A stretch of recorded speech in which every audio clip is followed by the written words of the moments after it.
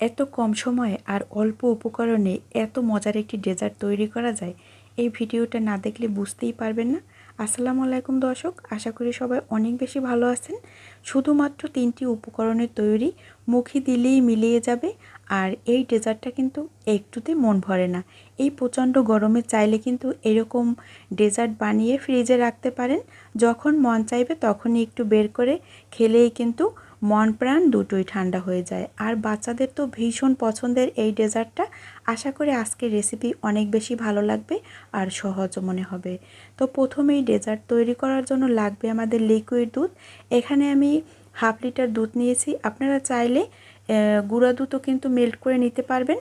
আর 1/2 litre দুধের সাথে এখানে দিয়ে দেব 1/2 কাপ পরিমাণে কর্নফ্লাওয়ার। আমি আগেই বলছি যে এখানে কিন্তু শুধুমাত্র হাতের কাছে থাকা অল্প উপকরণ দিয়ে তৈরি করতে পারবেন। তার সাথে দিয়ে দেব 1/2 কাপ পরিমাণে চিনি আর 2 টেবিল চামচ পরিমাণে গুঁড়া দুধ। চাইলে এটা স্কিপ করতে পারবেন, তবে দিলে খেতে অনেক বেশি মজার হয়। এখন কর্নফ্লাওয়ার আর লিকুইড দুধ ভালোভাবে মিশিয়ে নিতে হবে। দেখা যায় কর্নফ্লাওয়ার লিকুইড কোনো কিছুর সাথে অ্যাড করার পরে কিন্তু এটা অনেক বেশি শক্ত হয়ে যায় আর তলানিতে লেগে থাকে। আর আমি চুলাটা কিন্তু এখনও জ্বালিয়ে দেইনি, আর চুলাটা বন্ধ আছে। এই বন্ধ থাকা অবস্থায় কিন্তু এই দুধ আর কর্নফ্লাওয়ারটা ভালোভাবে মিশিয়ে নিতে হবে। যখন সব কিছু ভালোভাবে মেশানো হয়ে যাবে তখন আমি কোনো ক্রিম অ্যাড করছি না। এখানে আমি দিয়ে দেব 1/2 কাপের মতো কনডেন্স মিল্ক। এই কনডেন্স মিল্কটা দেওয়ার কারণে খেতে অনেক বেশি মজা হবে আর অনেক ক্রিমি ভাব চলে আসবে। চাইলে স্কিপ করা যাবে, শুধুমাত্র কর্নফ্লাওয়ার, চিনি আর দুধ দিয়েই কিন্তু এই পুডিংটা তৈরি করা যায়। আমি একটু বেশি মজা করার জন্য কনডেন্স মিল্কটা অ্যাড করছি। এখন চুলাটা জ্বালিয়ে দিয়েছি আর এখানে অ্যাড করব ফ্লেভার। আপনি চাইলে যে কোনো ফ্লেভার অ্যাড করতে পারবেন।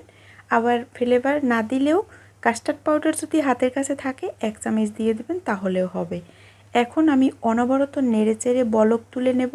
তবে নাড়া কিন্তু 1 সেকেন্ডের জন্য বন্ধ করা যাবে না। সেক্ষেত্রে কিন্তু দেখা যায় কর্নফ্লাওয়ারটা দলা পেকে যাবে আর পরবর্তীতে কিন্তু পুডিংটা তৈরি করা যাবে না। ভিডিওতে যেভাবে দেখছেন ঠিক এইভাবে করেই কিন্তু অনবরত নেড়েচেড়ে বলক তুলে নিতে হবে। আর বন্ধুরা, আমার ভিডিও যদি আপনাদের এতটুকু ভালো লেগে থাকে আর আমার চ্যানেলে যদি আপনারা নতুন হয়ে থাকেন, চাইলে আমার চ্যানেলটি ঘুরে আসতে পারেন। আশা করি আপনাদের কাছে অনেক বেশি ভালো লাগবে। আর যদি ভিডিও ভালো লেগে থাকে প্লিজ আমার চ্যানেলটি সাবস্ক্রাইব করবেন নতুন নতুন ভিডিওর আপডেট পেতে। এখন দেখতে পাচ্ছেন এই মিশ্রণটা কিন্তু একদমই ক্রিমের মতো হয়ে গেছে। এখন অনবরত কিন্তু নাড়তে হবে, নাড়া কিন্তু একদমই বন্ধ করা যাবে না।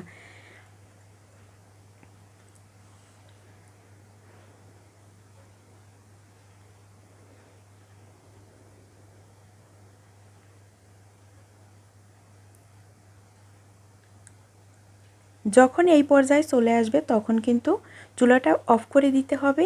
আর যেই মোল্ডে আপনি এই ডেজার্টটা সেট করবেন, মানে পুডিংটা সেট করবেন, ওই মোল্ডে সরাসরি ঢেলে দিতে হবে।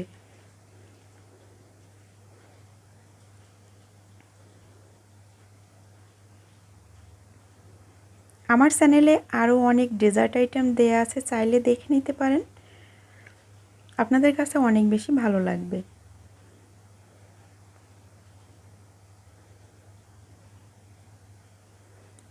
আর এই ডেজার্টটা এতটাই মজার, বিশ্বাস করেন একবার যদি বাসায় তৈরি করেন এই স্বাদ কিন্তু ভোলার মতো না।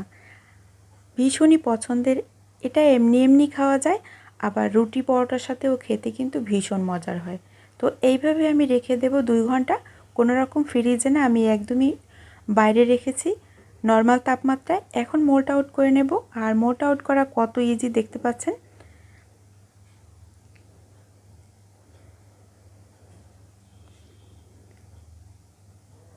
মাশাআল্লাহ, আমার পুডিংটা কিন্তু একদমই ভেঙে যায়নি, একদমই পারফেক্টভাবে মোল্ড আউট হয়েছে।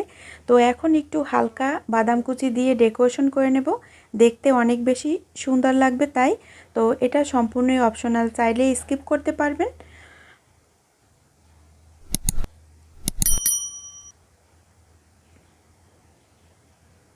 আশা করি আজকের রেসিপিটা আপনাদের কাছে অনেক বেশি সহজ মনে হবে আর অনেক বেশি ভালো লাগবে।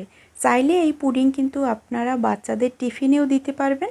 বাচ্চারা কিন্তু একদমই টিফিন বক্স খালি করে নিয়ে আসবে।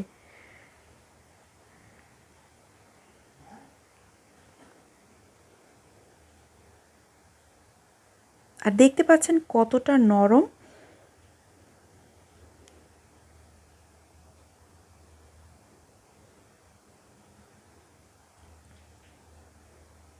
দেখা হবে নতুন পর্বে নতুন ভিডিওতে। ততক্ষণ সবাই ভালো থাকবেন, নিরাপদে থাকবেন।